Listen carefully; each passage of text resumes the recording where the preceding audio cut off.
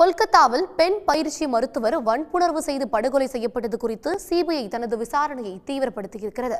August 9ஆம் தேதி கொல்கத்தாவில் உள்ள ஆர்ஜிகர் அரசு மருத்துவமனையில் முதுநிலை பெண் பயிற்சி மருத்துவர் வன்புணர்வுக்கு உள்ளாக்கப்பட்டு கொடூரமாக கொலை செய்யப்பட்டார். இதுகுறித்து தீவிர விசாரணை நடத்திய கொல்கத்தா சிறப்பு புலனாய்வு காவல்துறை சஞ்சய் ராய் என்பவரை கைது செய்தது.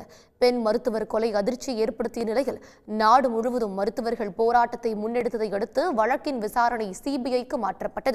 அனைத்து ஆவணங்களும் சிபிஐ வசம் ஒப்படைக்கப்பட்ட நிலையில் விசாரணை தற்போது தீவிரமடைந்துள்ளது.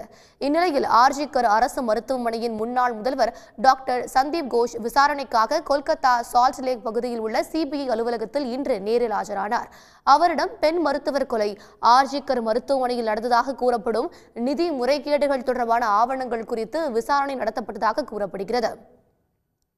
இந்நிலையில் இந்த வழக்கில் கைது செய்யப்பட்டிருக்கும் சஞ்சய் ராயை செப்டம்பர் 6ஆம் தேதி வரை சிபிஐயின் மேற்பார்வையின் கீழ் 14 நாட்கள் நீதிமன்ற காவலில் வைக்க சீல்டா நீதிமன்றம் உத்தரவிட்டுள்ளது.